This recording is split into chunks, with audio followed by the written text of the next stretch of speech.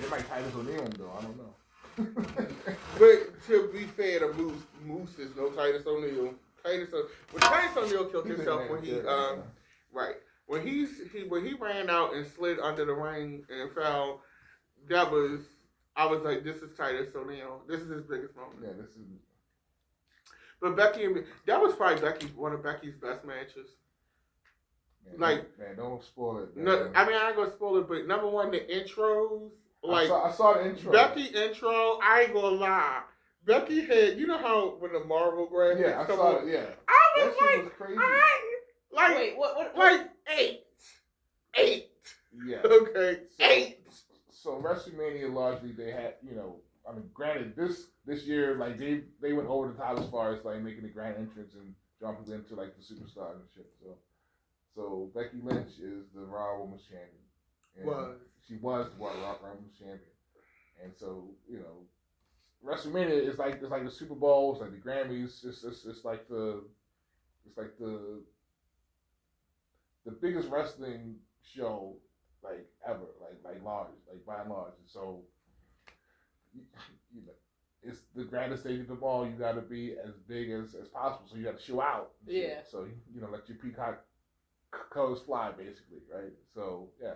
So she came out with like the Marvel dream. You know how the new Marvel opening is, where they do all like the references and shit like that. Yeah, Like they did that for her for like all. Oh shit. Like what? He'll show me later.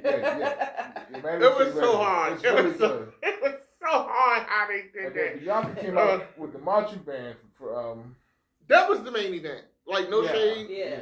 Like that felt good. That felt really good. And you know why? Because the build to that match was done correctly. Yeah. A lot of these matches, what night one of WrestleMania reinforced is that it is not the talent, it is creative. Mm-hmm. Because these guys had terrible builds for a lot of these matches. But they put on some sensational matches. You just cut out there. The only match that I felt like had the proper build was Bianca and Becky, because that was some long-term storytelling from SummerSlam last year. So you were invested. Strongly consistent. It made sense. But the rest of them builds, like Charlotte carried Ronda in that feud. Like Ronda looked like she was over it. She didn't feel like being there. Her mic skills are terrible. She needs a manager if she still stays. I think Ronda might be gone now. Listen, there was like a wild rumor on like last night that like she walked out. Yeah, she ain't go to Hall of Fame nothing. And like holy shit, like, and then she got a bad reputation of kind of overdoing the whole heel thing, calling the business fake and all that other shit, just being over the top. But yeah, she tired, man. She postpartum tired. She didn't give a fuck. Yeah, it wasn't giving. She got chopped up in UFC. She blown up, man. Her husband owns a farm. They run trucks and shit. Yeah, she's not my favorite there. She's not about that life. I mean, she could probably fight. Like she can defend herself and shit, but she can't sell the proper art of pro wrestling. And it's not just fake beating up somebody. It's telling the story. It's giving personality. It's drawing a person into a story. The who, what, when, where, and why. Like everything has to fit. Like if there's 4 elements of hip hop, there's even more elements to professional wrestling. And a lot of times, a lot of people have said that like rap or hip hop in general, like kind of mirrors wrestling and vice versa. Like, I mean, but then we can, look. That's sort of evident. Like once you get a better understanding of how pro wrestling is and how showmanship is and how people have to promo, they have to be over the top. Rap. Like you look at rap. As recent as like the 2010s or like back then, like same shit. Mm-hmm. Like you got to put yourself over. You got to get people to draw sheets in the shit. I mean, I think that's what's missing from hip hop right now. No, that is hip hop currently. Nah, who's doing that though? What do you mean? No, like I think about like the artists that are out now. Like no one's giving that like showmanship, that storytelling, that bigness. I mean, Doja Cat, sure, but like Doja Cat is. But like, I don't know who would you no, who would you compare it to as far as I get her point. Yeah. I'm inclined to agree with it from a spectacle standpoint. It's largely spectacle as far as hip hop. But it's not not like strong performance. it's not exciting like how a WWE.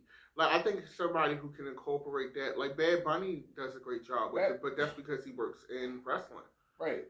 So he understands how that works. A lot of these kids,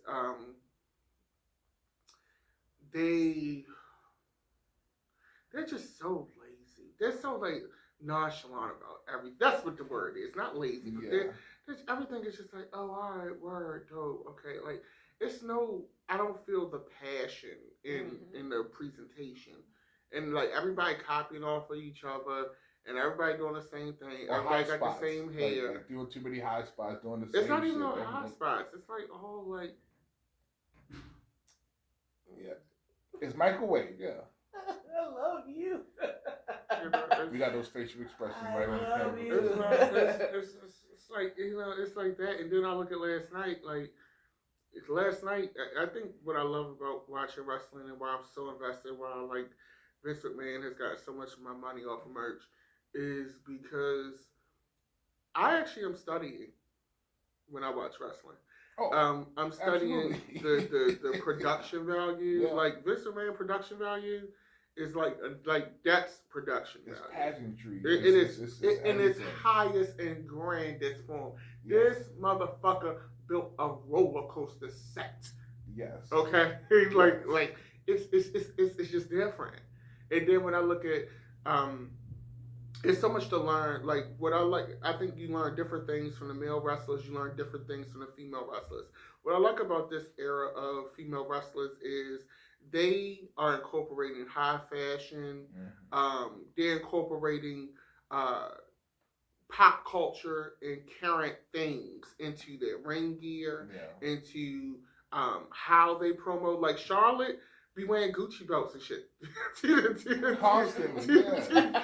thing. You know, like Becky's look last night, Becky was giving Gaga, right. You know, like Madonna, like it was giving pop culture reference.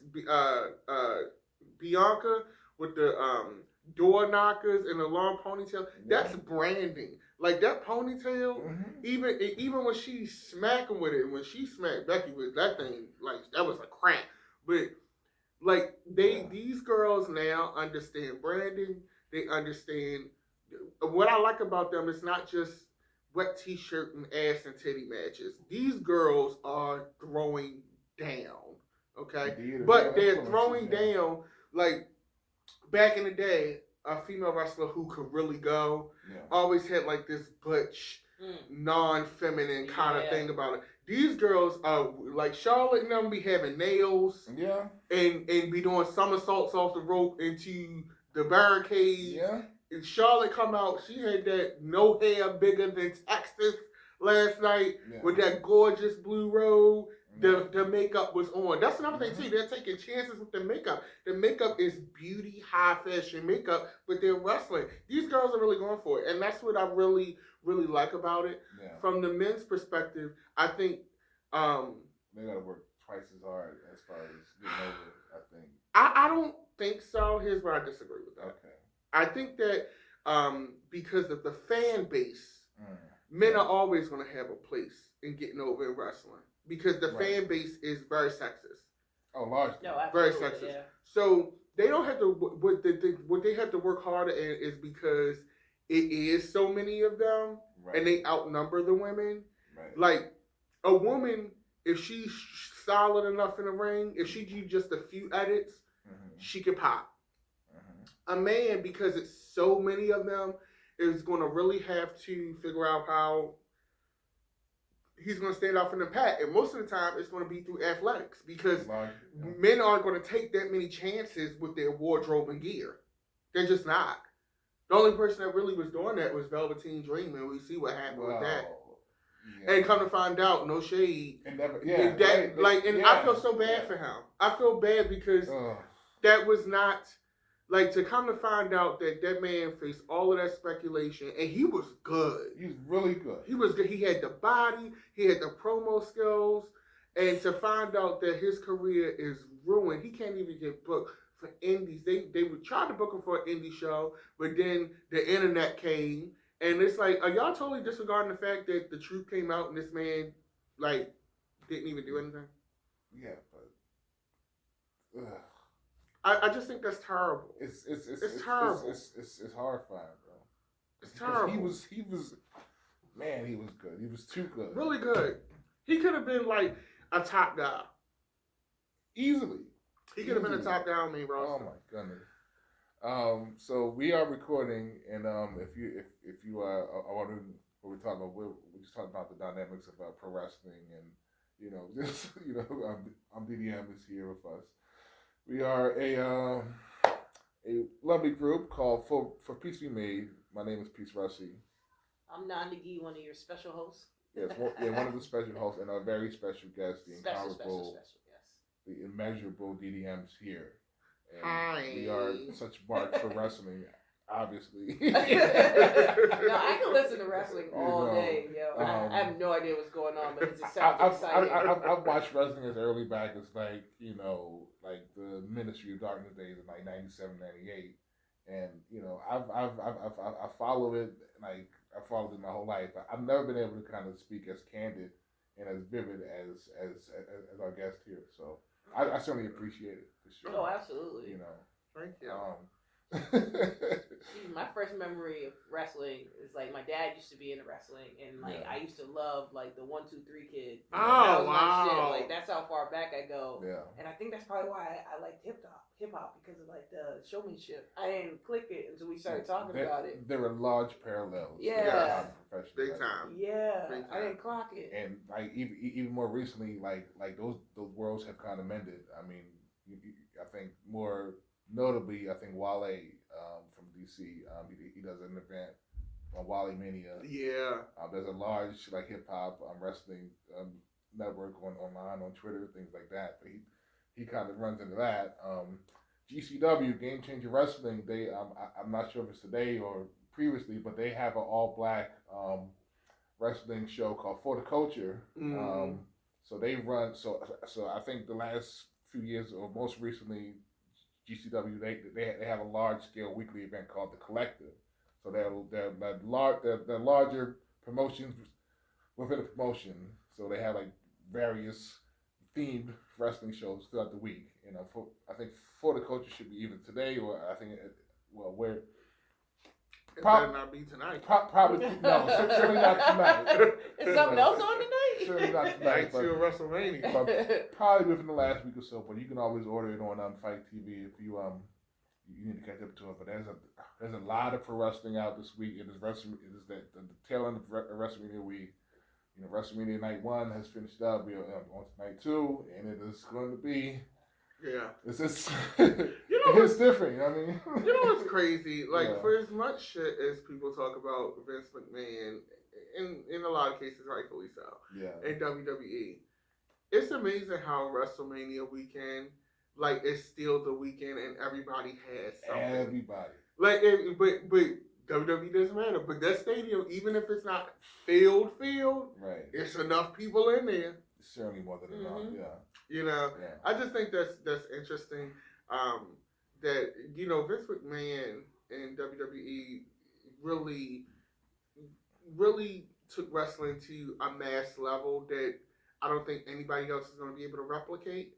And there are a lot of people, even in newer companies, who benefit off of that. Right. I think as what we're looking at now is that there would be no AEW without WWE. Absolutely not. And that's not at that level. Like, Vince McMahon wrote the blueprint for how to globalize and insert a wrestling promotion into the pop culture zeitgeist. Yeah. And that's something that you just can't dismiss.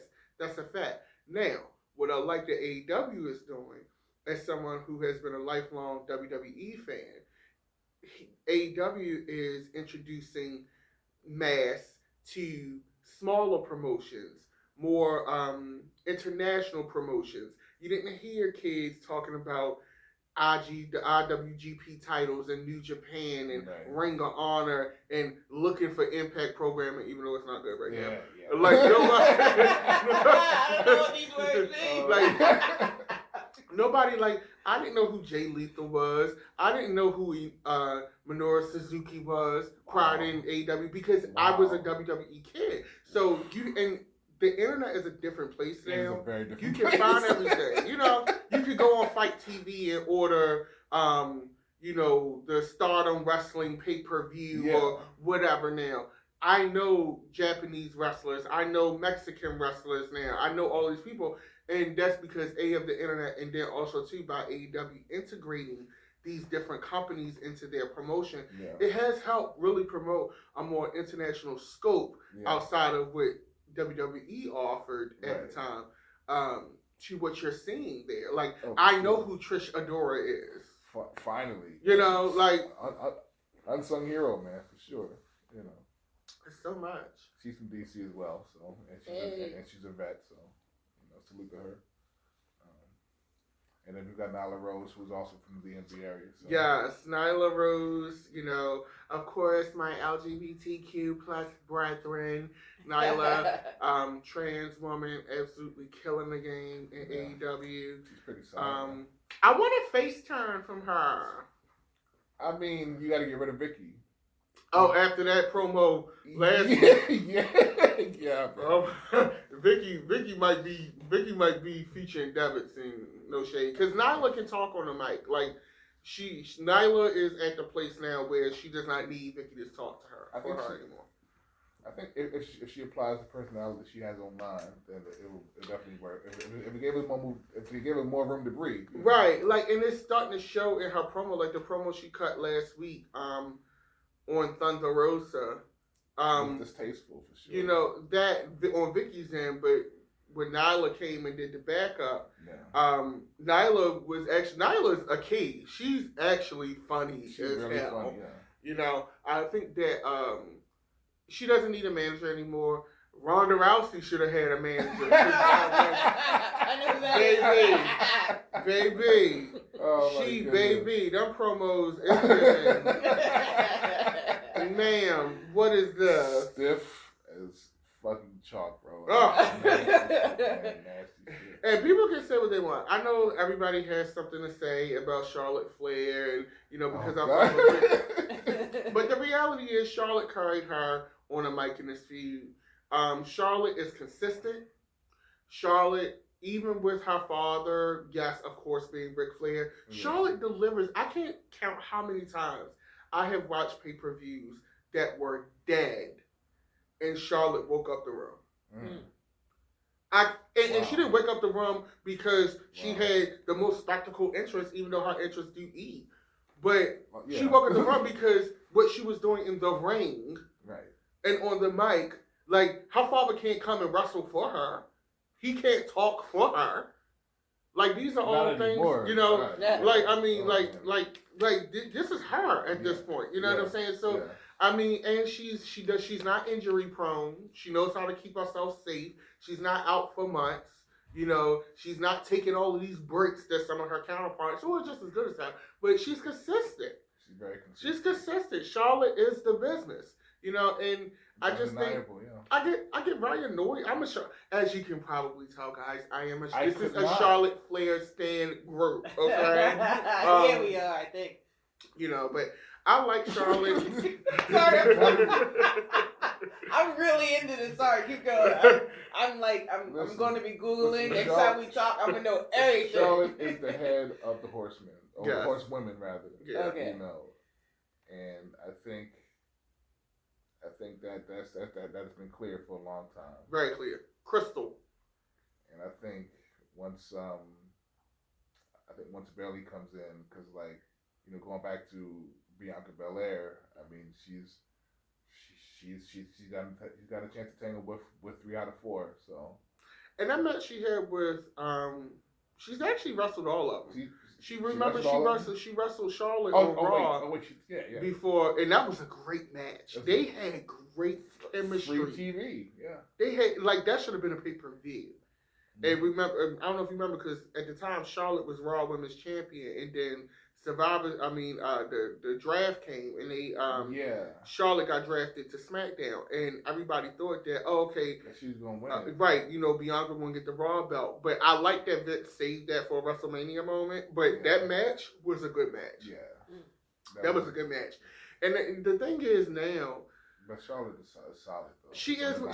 It is what it is. It is what it is. She is the queen for a reason. 13-time women's champion. The last woman to hold the retired Divas title. Yikes.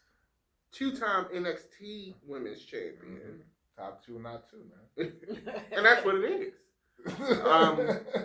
Flat out. But I think that it's going to be interesting now that Bianca Belair, this is also a Bianca Belair fan group. I love her. I have like 5 t-shirts, 2 action figures, the belt with the side plate, and I just ordered the Raw Women's Championship. But anyway. Go off.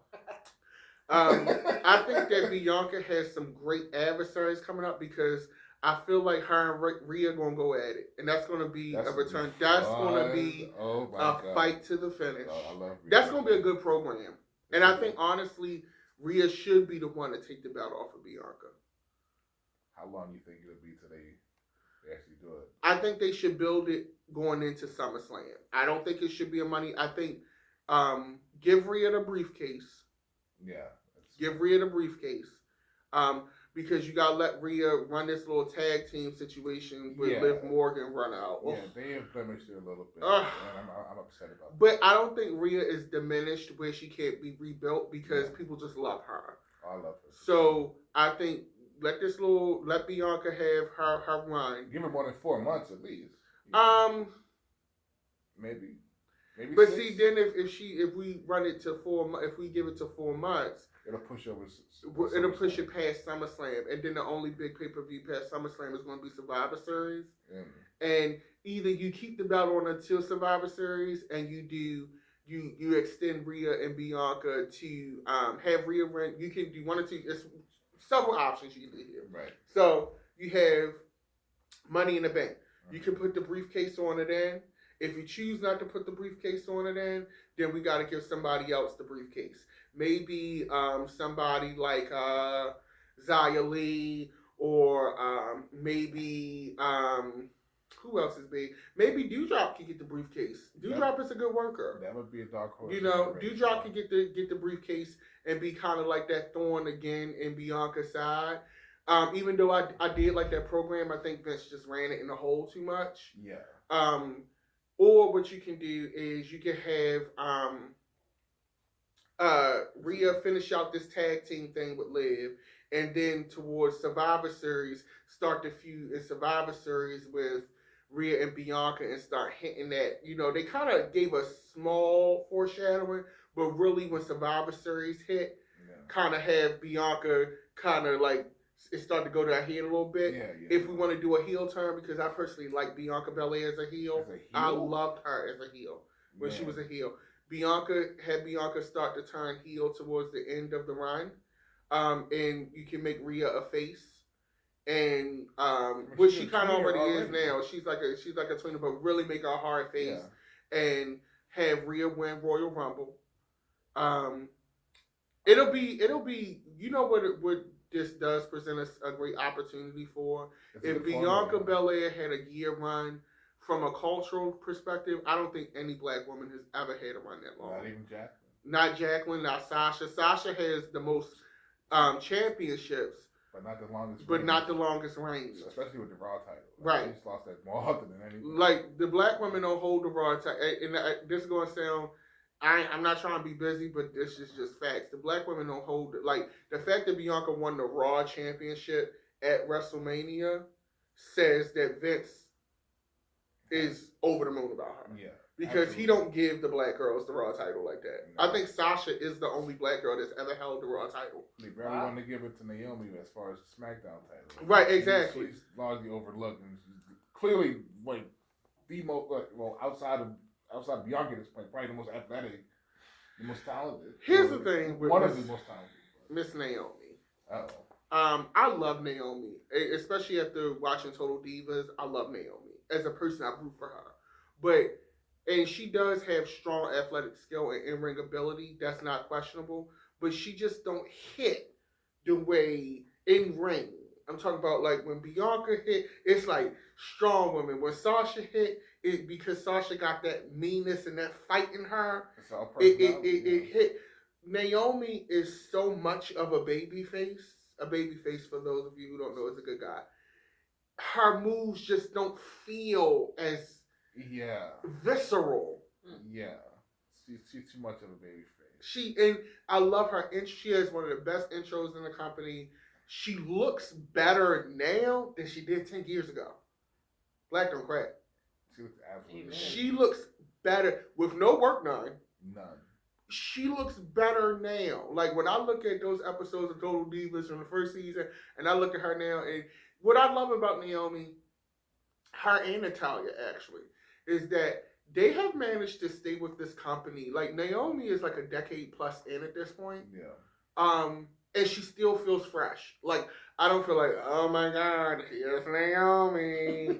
You know, the crowd still go up for her. She's a solid fan base. You know, like, and I love Naomi. I think one thing I didn't like was that I think Vince and company really dropped the ball not doing those glow belts.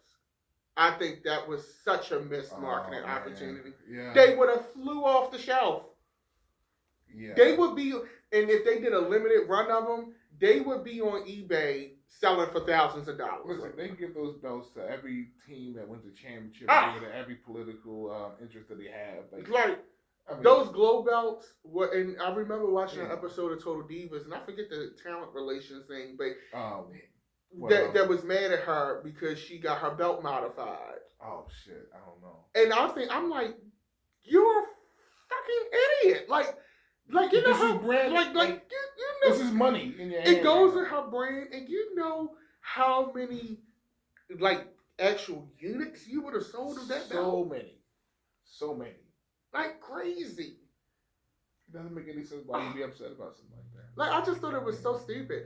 But I think that, you know, I mean, when we think about lady wrestling, female wrestling, like for me, when and I'm going to base much it more off interesting to me. Honestly. Yeah, I love them. Like to me, the AEW girls still got a ways to go, but especially Red Velvet, man. Oh, she's getting better though. Wait, Red Velvet? She's gotten better. Her last match. She can't pull off the standard moonsault to save her life, bro. Well, she did it. She did last week. Was it last week? She. Well, wait. Okay. Describe her to me. Okay, so Red Velvet is a wrestler in AEW. Only wrestling specifically. You know what we're talking about now is largely WWE, but now we're in the AEW.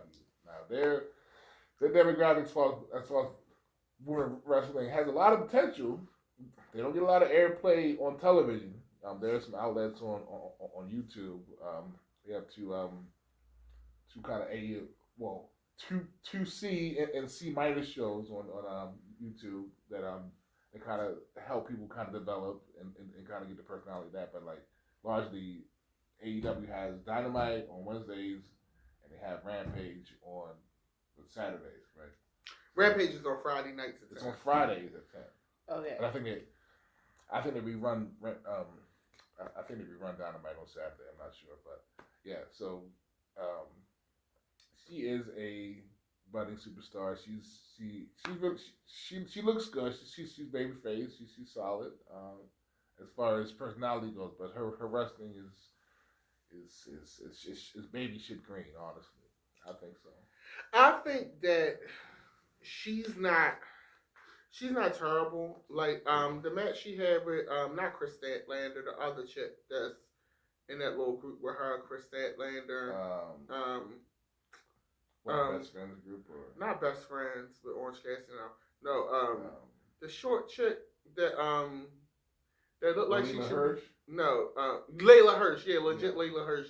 The match she had with Layla last week was actually good. I think Velvet. I think also too, being fair to some of the talent in AEW proper, not AEW Ring of Honor and all the other companies. AEW proper. A lot of that talent that they brought in were not ready for TV. That's something that Dave Meltzer was very right about. Yeah. And so I think, to be fair to them, we still grading them based on when they first came to the company. Like, for instance, the Bunny. Toni Storm, former WWE Toni Storm, is now AEW. She had a match against the Bunny. The Bunny looked great in that match. She looked really good. And I really don't like that they had her lose. Like, you should have had Toni just squash some enhancement talent and then like that. Why would you take? Because Bunny in that tag team no hold bars match that they had, with her and Ty Conti and who else is in that match? Was it all women? Yeah, it was Bunny face was like covered in blood, and she was like that. Oh, yeah. Was There's a lot of blood in AEW. Oh, they love a blood moment. They love blood and thumbtacks. Yes. In AEW. Yes. They love a blood and thumbtacks moment. But when I think about AEW lady wrestling, like Serena D, she doesn't play. One of my favorites. Yeah. For me the top girls in AEW: Serena D, Sheeta, Britt, because Britt is the best on the mic out of all of them. DMD. I think Jamie Hayter. Right? She's solid. Jamie Hayter has potential, and she got the look. She got the look, and she got the moves. I'm a Jamie Hayter stan. For sure. And of course Thunder Rosa. Yeah. But I think the Golden Thunder Rosa, if I'm being 100% honest, and I might get backlash for this, the Golden that was us rooting for the underdog. Her with the belt, I don't think people gonna live the way that they think. No, I don't think they're gonna live. What do you mean? She's kind of peaked. Because she's been playing the underdog for like largely like her whole stint in AEW, and she had a largely a blood feud with Britt Baker, and there's a lot of long form story kind of building up to it. I think they wrestled in the cage match, and that's when she won the title and shit. So, and I like the way the new title looked. It is akin to the Mid-South Wrestling title from back in the day, or if you're a big mark, if you ever watch Lucha Underground, it does it's also akin to the Gift of the Gods title. It's just like large gold slabs on each side. It looks very Aztec, very very aesthetically pleasing for the current title holder, given her heritage and whatnot. But what I love best about AEW is that they do kind of give the fans, whether they're smart marks or more essentialists, like they give them a lot of fan service. Yes, they do, and they draw back to a lot of pro wrestling isms for sure. Mm-hmm. The just so many references to, and then so much more comfort and more I want to say safeguarding of the legends, for example. Mm-hmm. They did play into Dean Malenko, who's one of my favorites, the man of 1,000 holes. They did play into him being in the storyline with MJF, for example. Malenko has top heel, cracked heel for sure. But Dean Malenko, one of the radicals, one of the post four horsemen of WWE. But we can't talk about Bruno. We can't talk about Benoit either. But yeah, he actively has Parkinson's disease. And, oh really? Yeah, he's got and so like when CM Punk did that promo on him, like he legit has Parkinson's disease, and like he's not able to wrestle, but he's largely been aging for the last 10 plus years at this point. But they gave him grace when he first came in. I think the first, I want to say either All In, they like their format has changed as far as AEW is concerned. Like as far as main events, they would have like 3 judges kind of contesting based on performance and all that other stuff. But they've kind of converted those things largely. But you've got Arn Anderson, who can still, at his big age, get the Glock. He can get the Glock, and he still has one of the best spine busters ever. Yes. Yes. And if you fuck around, you will find out when it comes to him for sure. That's why Cody Rhodes ran off, on the plug twice and went to WWE. So. Oh, don't come for Cody. Oh, God, do that. Yeah. Mama Code. Okay, did that come from? Oh man, Mama Nightmare. Okay, Mother Nightmare. You tried. Oh man, so I'll pull out the Glock and blow that motherfucker's head off. He was like, shit. Don't tell me, Cody. How do you feel about First off, I want to point this out. Yeah. Chris Jericho, legend. He's wrestled in WCW, WWE, AEW, and New Japan, and like everywhere. International. He looks amazing. Now he got himself back together. Stop drinking beer. Oh my God, he looks amazing. His chest do look like his caved in though, but I mean, meat, you know, hey. Yeah. I love this new angle. He's coming for Vince. He is causing. Yeah. Oh, he's coming for Vince in this. So for those of you who don't know, so thank you. There is this there's pro wrestling, and then what Vince does is sports entertainment. Like he does not like to use wrestling at all. He's got a full list of terms that he does not want put on television at all. And sports entertainment is one of them. Chris Jericho, who is a legend in WWE, is he in the Hall of Fame in WWE? No. He should be, but he's probably not going to be in there until he retires from AEW. Vince is not going to put him in there while he's still on AEW. But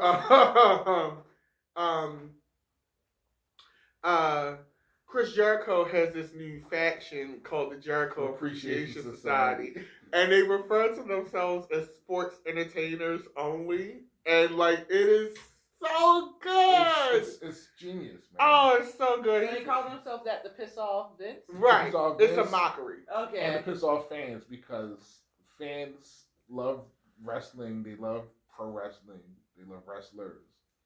But Vince McMahon has largely coined the term sports entertainment to kind of draw away from the idea of just wrestling.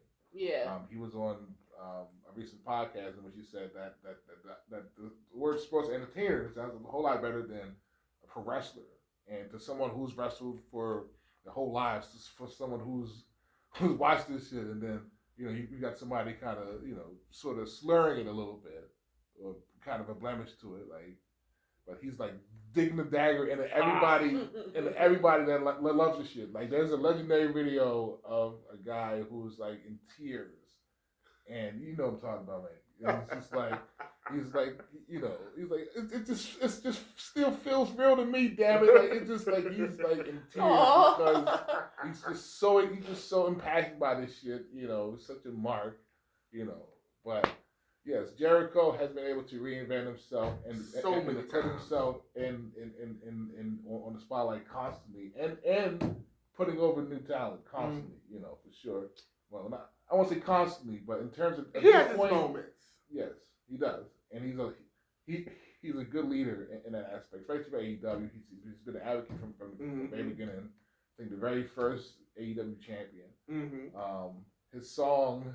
Judas. You know what? They got to get rid of that music for him. He can't have that music as a heel because the crowd is going to always sing that song.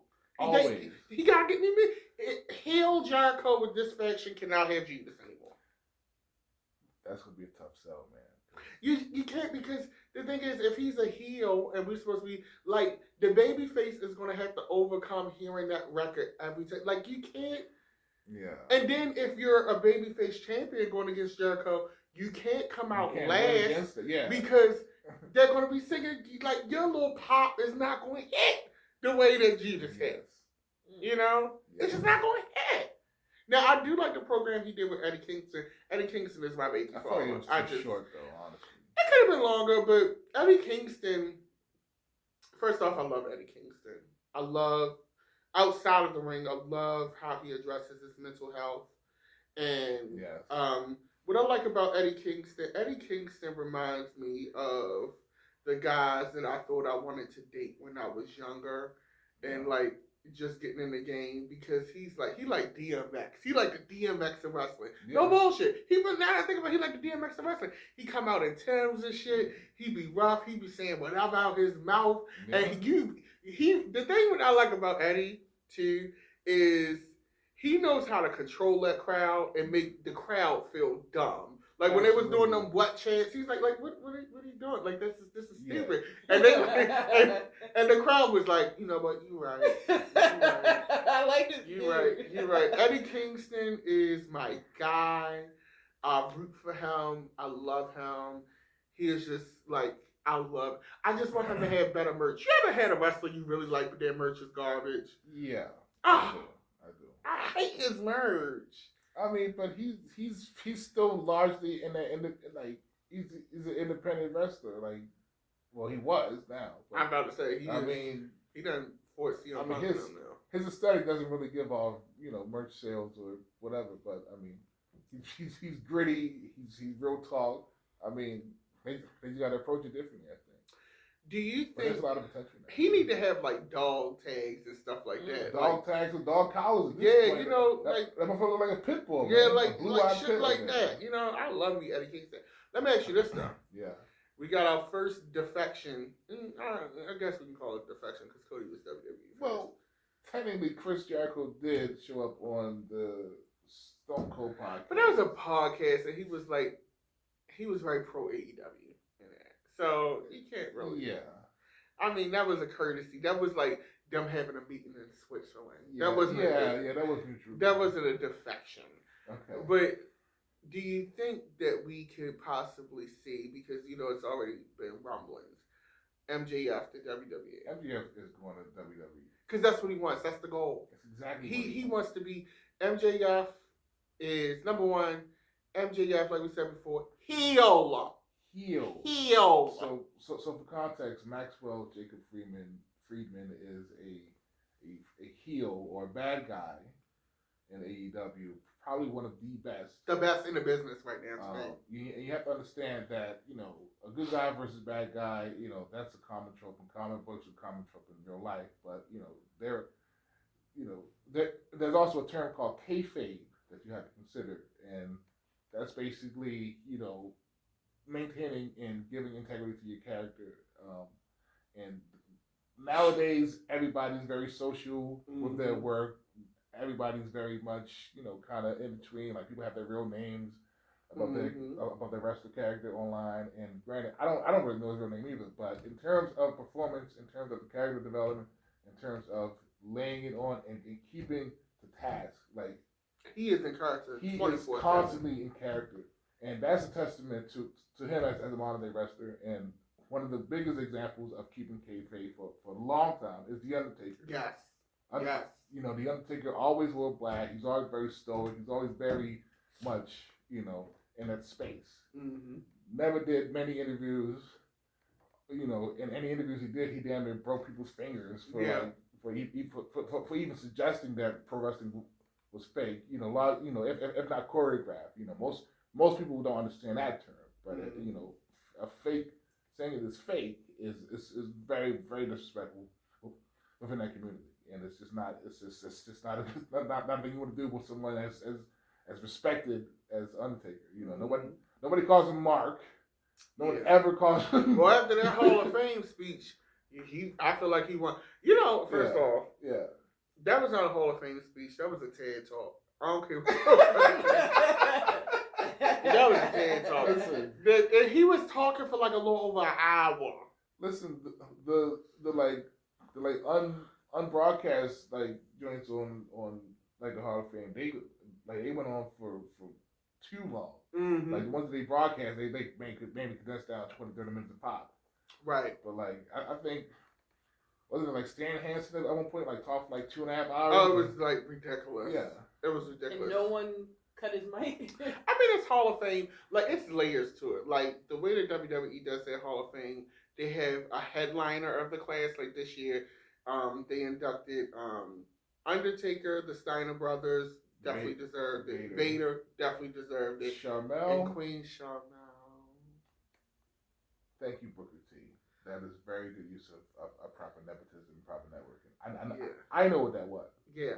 I feel you, but I know what that was. Yeah. I didn't want to be this guy, but since you said Sharmell's name with that, I like Sharmell. I think she was a great ballet. Is it a Hall of Fame for me? She was a Nitro girl. Yeah. And Nitro girl draws back to WCW Nitro. They going back to the entertainment aspect. In between episodes, in between commercials, they'd have a cheerleading process or a dance number with several dancers. But a lot of those women have gone on to great success and married some great superstars. Notably this one was Charmel specifically being, married to Booker T. Another one married to Shawn Michaels. There's a lot of intermingling within wrestling in general, but I mean, Hall of Fame world, it kind of makes it seem like they just kind of ran out of options, honestly. Yeah. Well, you know what? No, they didn't have to run out of options. They could have just not had Charmel in his class.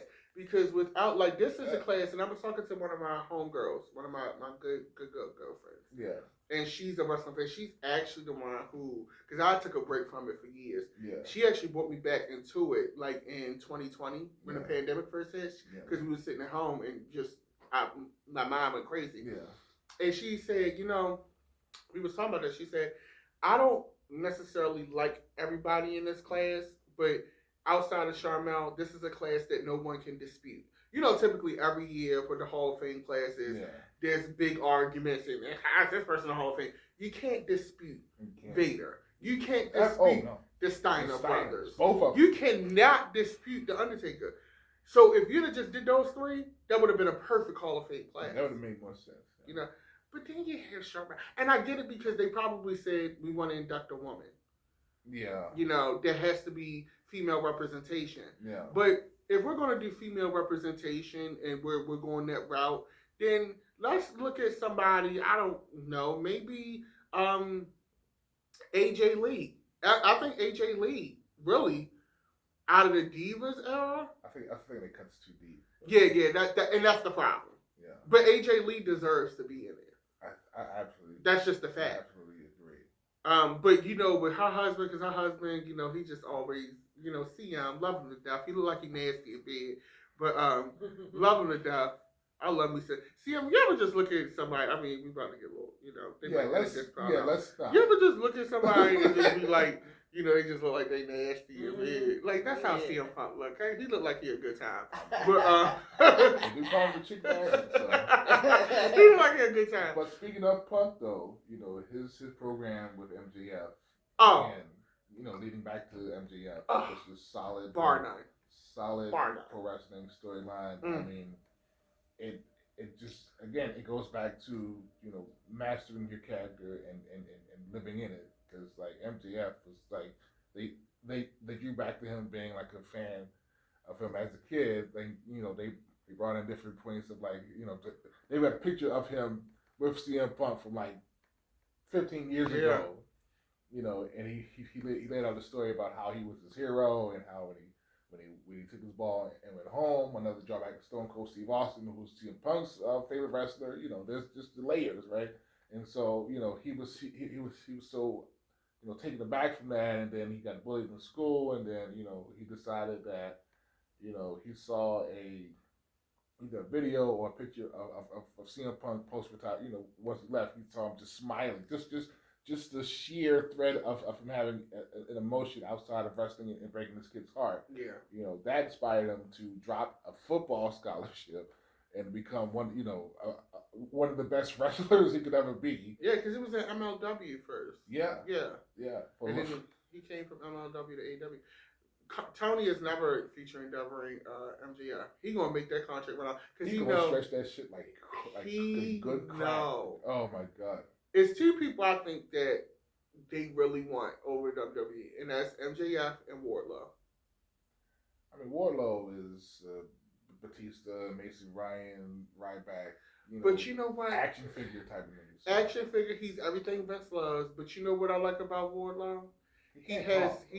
I don't agree. That last promo he cut did really well. It went over well, and it actually made him very human and very likable.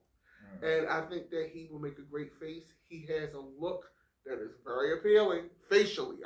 We know the body is on, but facially, that's a look for Hollywood. That's a look for merchandise. That's a look for commercials. That's a look for ambassadorship. That's a look that you can do a lot with. I see. Well, I'm looking at Vince. What I love about WWE, you're looking a few steps further. Yeah. Vince looks at everything. He looks at how can we market. I can put this guy on Stephen Colbert's couch. I can put this guy on Nickelodeon. I could put this guy. He can present at the Grammys. I can have this guy, and I can print action figures like fake money for him. Yeah. Good choice. Yeah, I got you. You know, he's a star, and then not for nothing, he's a beautiful man. And when I look,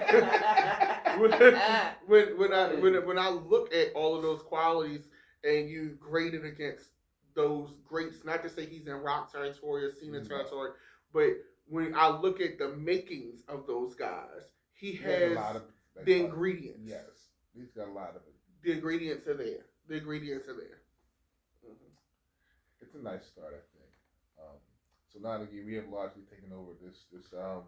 Wait, keep it going. Like I'm saying, I just wanted to ask if you had any questions or anything to say. All right. So Babyface is a good guy. Heel is a bad guy. Heels are bad guys. Okay. Tweeners are basically Tweeners. Okay. Like in betweeners. Yeah. Oh, tweeners. So, okay. You try to. There are a number of folks that like try to be bad, but are just too good to be bad, and there's some folks that are just like instant heat. No matter how. Going back to Cody Rhodes as well. He had instant heat in AEW.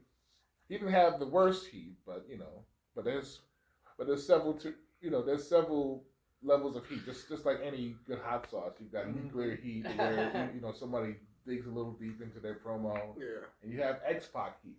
If you ever heard of that, like that's pure natural heat, especially going back to his relationship with China. With China, rest in peace. That was terrible. That was like it's like really distasteful. Like it doesn't matter what you do, you can't get over it. Just like Tessa Blanchard, she's got X-Pac heat. She got X-Pac heat, and that's nuclear heat. Yeah, like you can't work yourself out of this shit. Like your name is your name. Like you got legacy, but you've also got. You got a stain, bro. And you can't wash that shit out. But yes, baby faces are largely good. Roman Reigns, interesting story about him. Like they tried to make him like a white bread baby face, like post Shield. It just ain't work. It just did not work. So he started out in a group called the Shield, and he was sort of the dark horse. Tall, dark and handsome, long hair. But all of them successful. Yes, every single one of those professionals are largely successful. But now Roman Reigns is like basically the god of WWE. Yeah, he's the face right now. Like he's the face that runs the place, and he is like he's largely a heel. Like he's like a mega heel basically. He's like the final boss, so to speak, if you want to put it in that term. So him and the Usos, Jimmy Uso, like they're literally family. Like the Samoan family dynasty. They're like the mob in wrestling. Yeah. Which was I can't wait to see the solo. I cannot wait to see Solo Sikoa come out at some point. I think not soon though. Not too soon. To piggyback off of that, I think they were supposed to lose last night at WrestleMania. If Rick Boogs hadn't hurt himself. Well, Rick Boogs tore. He got injured. I think they were supposed to lose last night, and they changed the finish because Boogs got hurt, and because the thing is, Shinsuke had an opening. They had that big. They had the new outfits and everything like that. The sponsorship. Whenever they do an opening like that, now if both of them had an opening like how Becky and Bianca had. You don't know which way it's gonna go. Even though I was like, please, Bianca gotta win this. But I think Shinsuke and Boogs was supposed to win last night to kind of start to, because the bloodline thing, we got to start wrapping that up now. It's been going on for a year. It's a year plus at this point. It's time for that to start breaking down. Yeah. And I think it was supposed to happen last night, and with that injury happening, I mean, give it a few more weeks, maybe. They can't lose until the next pay-per-view. Yeah, money. Well, not Backlash. Maybe Money in the Bank. Maybe. It depends on what happens tonight. Yeah, that's what I want to know. I want to know how you guys are feeling about part 2 tonight. So part 2, it ain't part 1, but it's cute. Go ahead.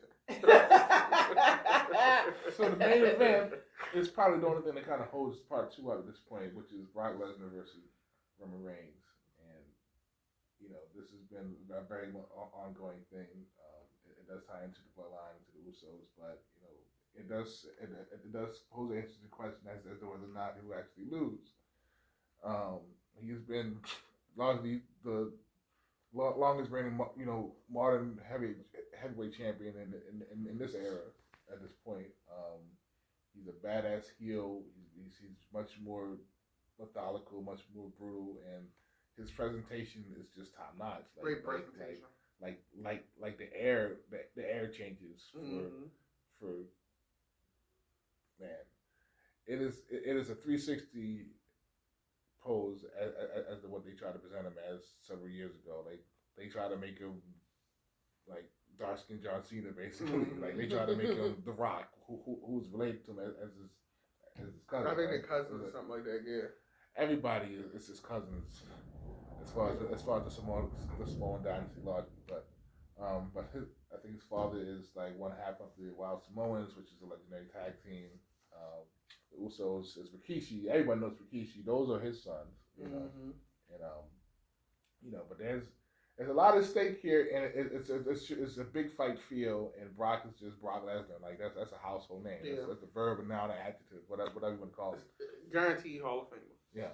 Nice. Guaranteed Hall of Fame. So what are your thoughts on that? I think, of course, Roman and Brock. I have no idea who's going to win this because Brock has really been stepping up. Even though he's a part-timer, he's been feeling like a full-timer as of late.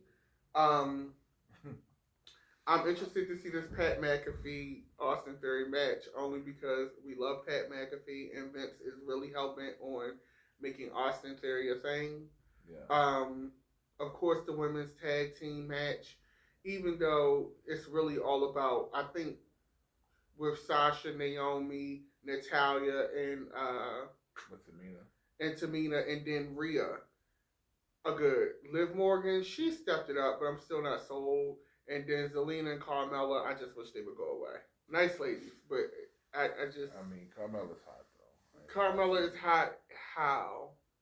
I mean, I feel like she could have another run, a probable, at least a transitional heel run with the women's title. I think Carmella. I'm sorry, and this is where I'm going to have to disagree with you, Tim.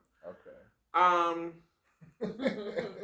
Carmella would have been a multiple-time champion in the Divas era because her skill set is more elevated than what the Divas era is, but in this current field of girls, it's not enough for me. When you're looking at Rhea, Bianca, Charlotte, Sasha, Shayna Baszler, okay? Oof. Yeah. Submission Magician. True indeed. It's just not Becky Lynch. It's just not Bayley. It's just Asuka, who I can't wait to come back. It's just not. It's just not there. It's not. Like I said, in the Divas era, Carmella would have been the face of the women's division. But in this era, it's a no for me. It's not it. It's not giving multiple time champion. And then the way that she got her first belt, she cashed in on Charlotte. Like after Charlotte had already fought to the death and was wiped. So anytime people win, I hate to say this, when for those of you who don't know, Money in the Bank is basically a pay-per-view where they have a group of wrestlers fight for a briefcase that's a championship title, and then you can cash it in on somebody, on a champion at any time. Yeah. So for me, every time somebody's won that Money in the Bank briefcase, from a lady standpoint, with the exception of Asuka, because Asuka already had the reputation, she already had the pedigree. She had respect on her name. Right. So when she cashed in and kind of found out it was for the actual championship because Becky was pregnant, it was different. Big difference. With, Carmella, Nikki ASH, I felt bad for Nikki ASH because that was she got a month run, and people like when I went to SummerSlam, the crowd was like dead. Maybe even past that. It was, and I felt bad for her because she worked so hard to try to get over Nikki Cross, that's our former name. Nikki Cross is a great wrestler. Absolutely. And she was great in Sanity in NXT. No. But that just wasn't the move. So that, to go back to Carmella, she cashed in on Charlotte after Charlotte was already incapacitated. So we already looking at your run like, okay. And then she doing this dumbass shit with this mask that she puts on the wrestle in, so she don't mess up her face. Like she just looks. It doesn't. Carmella is a girl of a certain era. She belongs in an era with Kelly and Lay Cool and all of those girls. In this era, it's largely outdated now. Right. In this era, her and Zelina, I like Zelina on mic, but Zelina in ring, she don't move me. She's too small. Yeah. She doesn't get enough time, I don't think. She don't move me. She can wrestle, but she got fired under terrible circumstances. Yeah. She was largely a manager for Andrade. She's not even with the company no more. Right, but he is tied with the Queen. Yeah. King Flair. Yes, King Flair for sure. You know, he can't speak a lick of English. He getting better though. Promo. He getting better. He's got a lot of charisma, but it's just kind of hard to see him struggle through that. All right, guys, we gotta do some final words. That's it? Oh my God. Yeah. Oh, wow. Final words. We've just been marched for the last, hour and a half. Oh, my God. So this has been refreshing to me, though. This is fire, like... I never get to talk about... How many? Oh. 20 more minutes? 20 minutes? Okay. Okay. Yeah, okay. Sorry. Wait, we'll be back from... Wait, 1 minute. We gotta be back from our sponsors. Do what you... Wiping your butt with Lord Touch. Wipe on, player. Wipe on. All right, we're back here with our...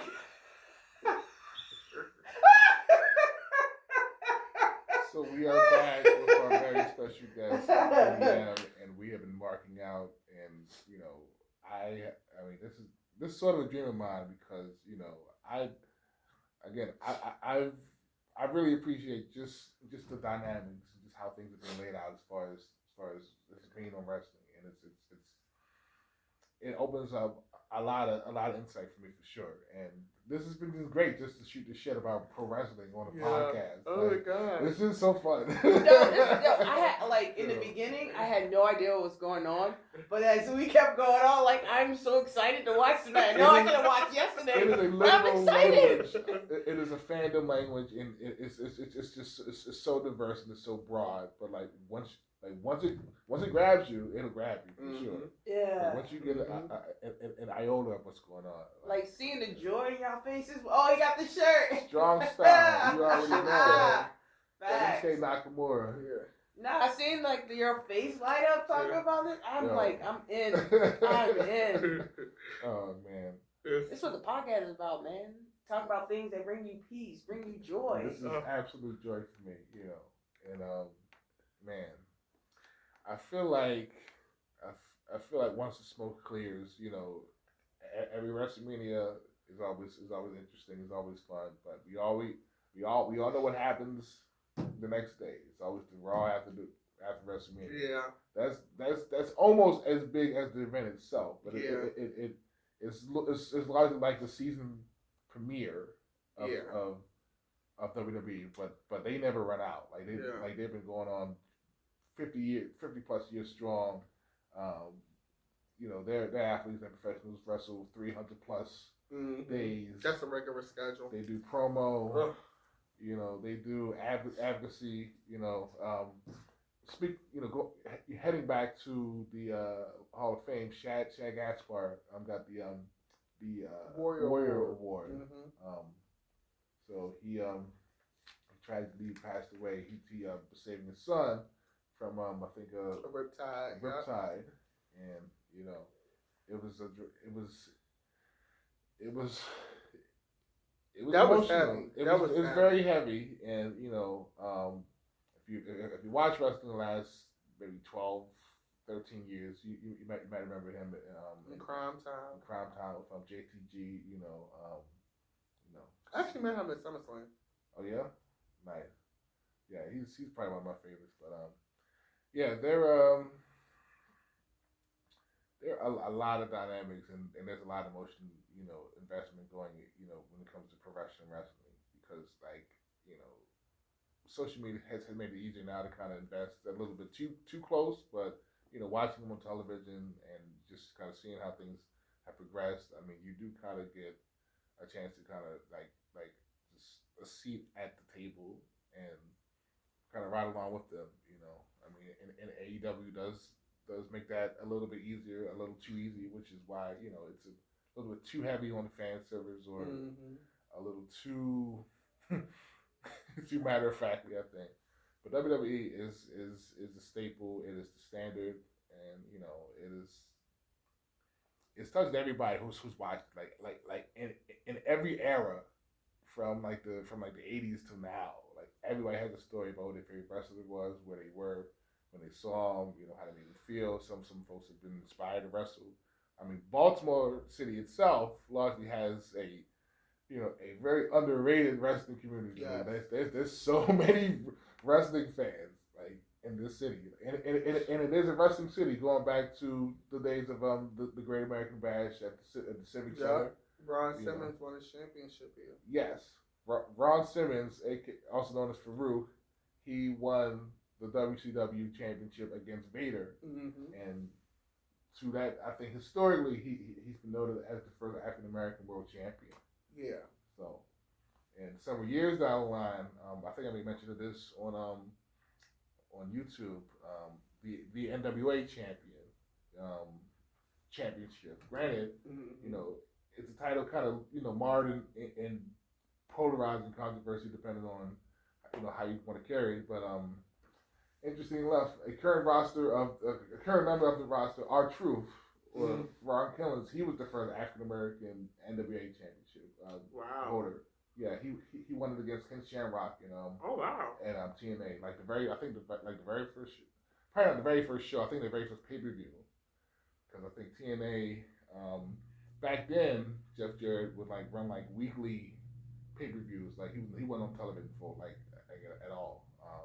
But every Wednesday they would have episodes or weekly pay-per-views on cable, and I think he won that against Ken Shamrock. I think probably the first month. I think so, but he did have a cool run to that.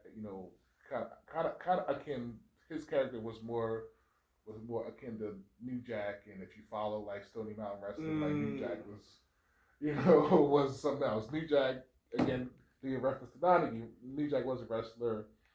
I'm not sure where he's from. I think they built him from Florida or something like that. But he was a very dynamic character. He probably one of the best hardcore wrestlers. One of the best in history. Actually, New Jack's son actually lives in Washington Heights. Washington Heights. Shout out to Washington Heights. Great drag artist, great drag performer. Yeah. Actually, that's New Jack's kid. Yeah. Wow. Listen, there's a lot of there's many degrees of separation between wrestling and other media and just Baltimore itself. I just want to bring that back, but it has been it's been just so fun just talk about this and just kind of go back and forth and it's been delightful. And the thing with wrestling for me, it kind of helped me get through the pandemic. It gave me something weekly to look forward to between WWE and AEW, and it helped me rediscover my inner child, and it got me excited even from a performance standpoint. Watching the pageantry and the spectacle of the showmanship and the production value on these things has helped me rethink how I want to do my own musical performances. It's helped me look at my acting in a different way because there's a lot of acting exercises in wrestling. A lot of improv too. Yes, a lot of improv, and it really thinking on your feet. It's amazing, and I am just thankful that there is a product out there that really affords you the opportunity to be able to escape in that capacity. And even though some of the fights are choreographed unless somebody goes into business for themselves, still the athleticism is in that piece of it is not staged. You have to be in shape for this. Big E, You know, oh man, like he broke his neck. Damn. You know, and like a few inch or two more, he would have been paralyzed from the neck down. If not dead at that point. Yeah, because he landed pretty bad. Yeah, that was terrible. And then, well, you know they cut Ridge Holland in a New Day match last night. Yeah, because they were supposed to wrestle, but I'm glad they did. Though, no shade. Listen, Ridge don't need to hurt nobody else. No shade. If anybody, in my mind, personally, has an X-Pac heat, it's probably going to be Ridge Holland. He's going to be the man that fucking crippled Big E. Oh, my God. Potentially. Oh, my Lord God. forbid. But, like, I mean, that changes the way that he wrestles, that, you know, if he does recover, because Big E's probably, you know, one of my favorite wrestlers. Certainly my wife's favorite wrestler. I got his side plates. Yeah.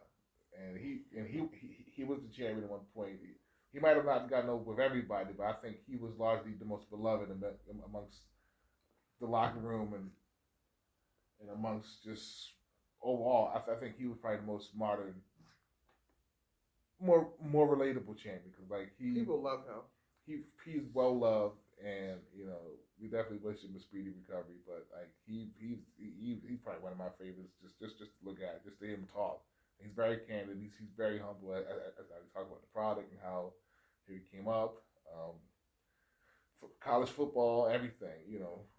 He got to train with John Cena, whose arms is about as big as this table. Like you know, he's shout out to Peacemaker. Yeah, exactly. I still got one episode left. Yeah, that's a great show. He was just getting his comeuppance as far as, you know, doing gigs for like boxing introductions, UFC. Like he was. I'm saying he was not so much in the past, but just most recent accolades, you know, because there's certainly more to come. But you know, we do again wish him a speedy recovery in that aspect. So, love Big E. Yeah. Don't you be sour. Clap for your 10-time WWE Tag Team Champs and feel the power. It's a new day. Yes, it is. Doom. Hey. Doom. Doom. Doom. Doom.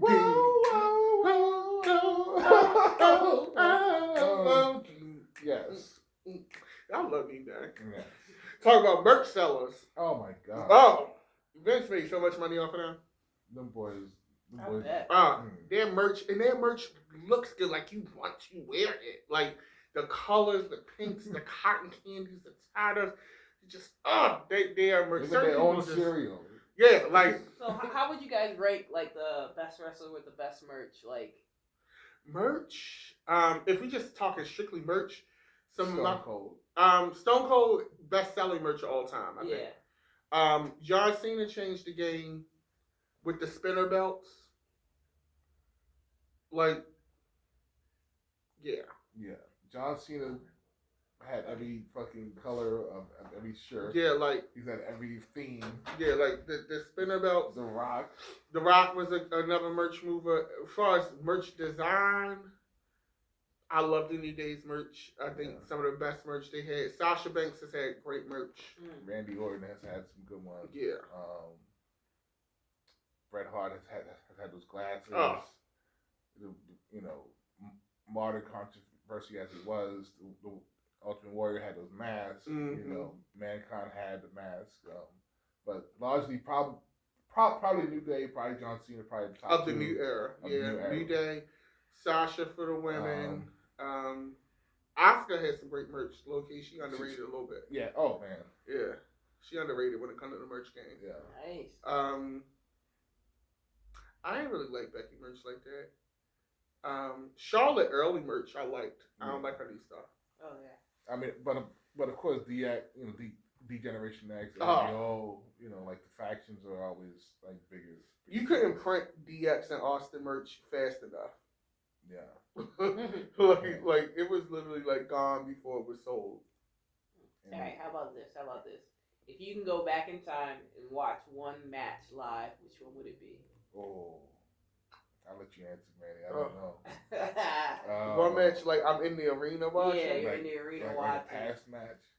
Mankind versus The Undertaker. What about that match? Right ahead. When Undertaker chokeslammed Mankind off the top of the cage, 20 feet high. Yeah. Woo. Yeah. Yeah, Ryan remembers that one. Yeah. And then when Mick Foley's teeth was coming through his nose, and they took him out. Yeah, that's. He should have died. Yeah. Because not only did he fall through, get thrown off the table, he fell through the top of the cage, which was another 20 feet. Jesus. And just bounced off the ring, and he finished the match. Yeah. Mankind is probably one of my favorite wrestlers of all. Mick Foley specifically is one of my favorite wrestlers of all time. But it would be either that or it would be the first triple threat tables, ladder, chair match with the Hardys, Edge and Christian, and the Dudleys. Those are my two. That was SummerSlam, yeah? I believe so. Yeah. You said the very first one? The one that was famous when the Hardys was hanging from the belts. Oh yeah, in the air. And Edge speared him right. Oh my God! Yeah, that was SummerSlam. Yeah. Oh my God. To be just to fly on the wall that one. Oh my goodness, man. Yeah, Russ, what you got? I gotta pick one. Oh man, I definitely would have wanted to see the I wanted to see the very first Money in the Bank match. I think that was 2021. I think that was Michelle Benjamin like ran off the top of the ladder, out of the ring and onto everybody. I definitely would have liked to see, man. It's too many. It's too many, man. I definitely would like to see. I'm not gonna steal your you having some match, but the one with Triple H when Mick was that was a good one. Yeah, that was a good one. That was Royal Rumble, I think 2000. Yeah, that was a good one. That was really good. I mean, that was supposed to cap off his career, but you never say never in professional wrestling. Yeah. Rock versus Hogan. Yeah. Electric. Like just thinking about it, it was something that you as a kid you never thought you saw in your life. Like everybody knows Hulk Hogan was the bygone era icon, but The Rock was undeniable. Yeah. Fucking everybody was a jabroni. You wanted to let SmackDown on everybody. You wanted to eat pie. You didn't know what the fuck pie was back then. Some folks wanted to eat strudel. You know what I mean? A lot of innuendo, but it was just comedy and it was just solid. And I picked one more if I could think of one, a good one. Oh, John Cena, CM Punk, Money in the Bank. Oh yeah. Oh my God, yo. So the background on that is that CM Punk was going to leave because I think I was actually at the show that he said that he announced he was going to leave. So this is like the first or second show. Like this is before this was the show before the pipe bomb. Did you see the pipe bomb? The pipe bomb was like. So this was the show before the pipe bomb. So the pipe bomb is famous. CM Punk is famous for giving the pipe bomb, which is basically. He read WWE for filth. It's largely a shoot. It's supposed to, on television, it's supposed to be work, but everybody knew that it was a shoot. Yeah. And that basically shoot from the hip and giving an unscripted promo. And that is probably one of the many famous promos of all time and shit. But in Chicago, Money in the Bank, fucking John Cena couldn't kiss a baby, save a cat, couldn't do anything. Yeah. Chicago, Money in the Bank belonged to CM Punk. Chicago carried that man on his back, and he won that title, and it was like the story was just crazy. That pop or that audience noise, that reaction. Like when somebody comes out and you can barely hear yourself talk. Yeah. Mm-hmm. That's something I've never had to experience, and I would love to see that shit. The two moments I would love to have been at. Yeah. But not necessarily like the full match. Yeah. But like the moments. What the first one was that WrestleMania 33 when the Hardys came back. Oh yeah. That pop. They got. I saw grown men scream like girls. When you look at the crowd reaction when they come in there, they this triple threat match has became a fatal four-way. They're like, I wonder who it could be. And so then they stop walking a little bit, thinking it's gonna be down, and then you hear ding, ding, ding, ding, and then jumping, and then walking out, and literally, like people went crazy. That WrestleMania was just everything. And that was outside too. And Vince built a roller coaster amusement park set. Literally, a functional roller coaster. That was everything. The other one is Ronda versus Charlotte at Survivor Series when Charlotte went off and was beating her ass in the kendo stick. Charlotte, she beat her ass. She beat Ronda ass. She beat her ass. I need to go on YouTube for that. She beat her ass. Charlotte, that was like 2 nose jobs ago. Like Charlotte beat her ass. Yeah. Okay. Like beat her ass, and that's when Charlotte was thick too. Charlotte had a little jump. She was good. Yeah.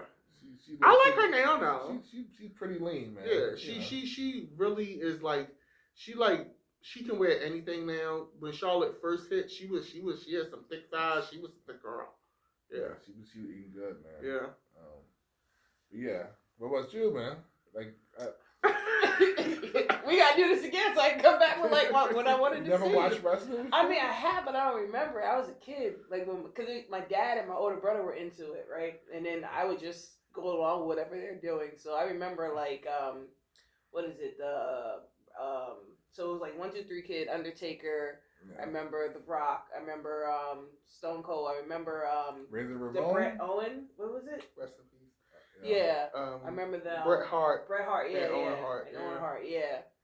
Oh man, that's as far as back as my memory goes. And then I've been like living through Manny's story. It's the stories of keeping up what's going on and seeing that. Listen, Owen Hart versus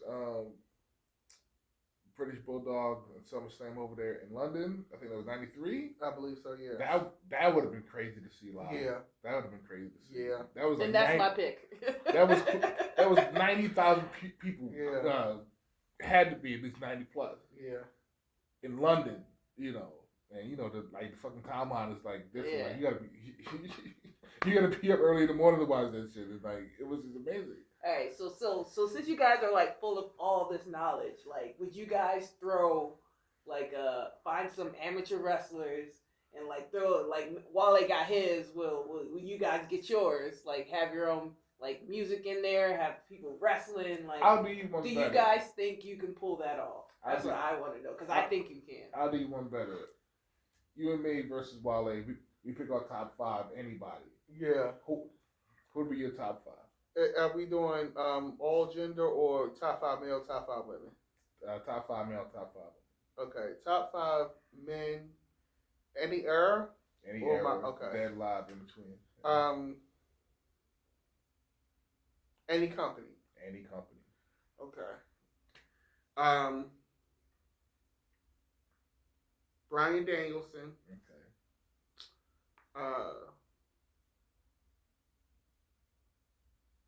Stone Cold Steve Austin. Okay.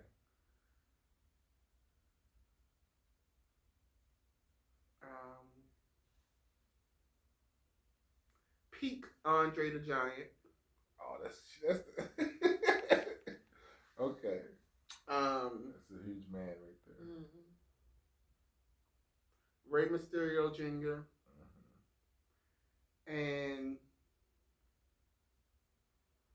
Ricky the Dragon Steamboat. That sort of check all the boxes as far as like styles, for sure. Okay, women. Top 5 women. Charlotte Flair. Bull Nakano. Oh, that's a good one. Sasha Banks. Okay.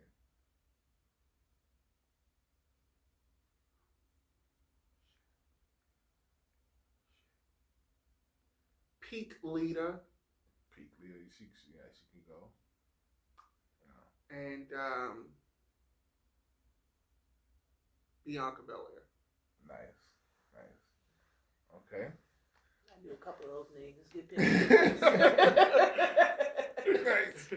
top 5 male would be for me. Would definitely have to be Orton, because Orton is just such a worker. He's absolutely resilient. Yes. For sure. Shinsuke is just strong style, very entertaining, very just one of the best overall. If I can't pick Danielson, I'm gonna say that they're live in between. Oh wow, damn, I don't know, man. I'll come back to that one, but let me see. If not Danielson, I'll pick another one. Definitely. Maybe RVD, man. RVD is good. Okay. RVD's really you got good. your high flyer in there. As far as like a big man, damn. I might have to pick Warlow, man. I don't know. You pick Warlow. I would pick Warlow, yeah. Okay.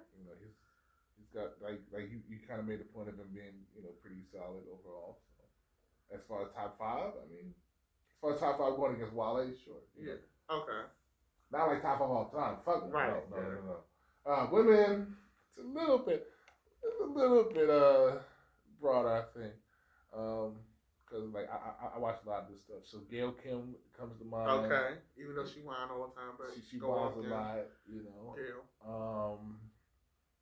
I want to say Bianca as well. Because she's just solid and she's prop like we can go back and forth about. Well, we did go about previously between her and Jade Cargill. We can go that on another aspect. Oh man, Asuka solid. Yes. I'm going for all shooters, honestly. Okay. Quite honestly. Man, who else do I fuck with on women's scale? Shoot, I don't know. I'll throw a wild card. I'll put Alicia Fox in that joint right there. Okay, I can see it. I can see it. I'll put her in there, and then for legacy, not Natalia. Natalia's in every fucking thing. Like everybody picks Natalia for every offshoot tag team. Natalia is consistent. She's legendary, but she's been the champion. She's been champion several times over. I had to pick a rep. I'm a Trish. Okay, I'm not mad at that. I'm surprised nobody picked Luna Vachon, but I think I've never seen her wrestle. I've never seen her wrestle. I've always seen her promos. I've never seen her wrestle though. Luna, you got Jazz, Awesome Kong. Jazz is solid. She just retired last year. Mm-hmm. Congrats to her. Also the Awesome Kong as well. Yeah, also those girls, they over it. Who else? Some of the great ladies of wrestling. Jacqueline. When I look at Bianca Belair, I see everything that Jacqueline could have been, but it's not because of Jacqueline not being able to be that person. The opportunity just wasn't there. Yeah. Jacqueline is probably one of the best women wrestlers. Yeah, Jacqueline is that girl. And she still looks good. I don't even think she wrestles anymore, but when she had like one last run in like TNA at one point, she was still pretty good. Who else? Like as far as everything. Sable is iconic when it comes to the reinventing feminism, that feminine kind of kind of thing. Sable. It's so funny. Vince refuses to put her in the Hall of Fame. But the reality is, she deserves to be there. Sable is probably the most important valet / wrestler since Miss Elizabeth. Yeah. And that's the bottom line. And she was women's champion as well. Yeah, it's Miss Elizabeth, and then it's Sable. Yeah. And then it's Trish. If we talk about that type of... Yeah. And each one of them pushed it further. Yeah. So Miss Elizabeth was only a valet. Then Sable came, she was a valet, but she was a wrestler, she was sexy. Then Trish came and said, I'm sexy, I'm a valet, and I have great in-ring acting. The diva of the decade. Yeah. So I think that Sable deserves to be in the Hall of Fame. I know Vince, with the Steiners, there was a lot of static between Big Papa Pump and Vince, and I was surprised they made it in this year. Because Big Papa Pump don't have no qualms about how he feel about Vince. Rick, not so much. Tried to kill Hulk Hogan. He bought him from the joint last time. Oh my god! But Sable deserves to be in the Hall of Fame. Sable is iconic. Absolutely, and I think that I think there's some leverage there with Brock, but outside of that, I feel like it's rightfully deserved for sure. But yeah, I don't know, man. My picks were just chopped up, so just because like it's just so much to choose from. I think our guest did way better. Oh yeah, definitely killed that. Like everything he does. always adds that extra flavor, that extra nuance, that extra. I mean, so. I love y'all knowledge on this. Like, man, I'm like sitting here like, man, I wish I cared about something much. Damn. Shit, I need to go find. I need to get into it. It's a great pastime for sure. I need to get into it. Yeah. Especially with the parallels to music, I can get into it. I mean, we'll get into it at once we're out, but yeah. That's how Sable music go. She come out just vivacious. Yeah, all sexy. Oh my with them big ass Pamela Anderson titties. Oh man. Everyone remember when breast implants first came out and everybody had the most enormous boobs ever. Like Jacqueline had them. Jacqueline had the best set, man. Yeah. Fucking Trish had them. She sit up on her chin and shit. You like that one? No, you remember TNA? Testing Albert. Testing Albert and shit. She sit up there with a little cowboy hat like and shit. Let me rotate my camera. Do that again. No, we're not doing it. She got double D's. I have double chin, so no.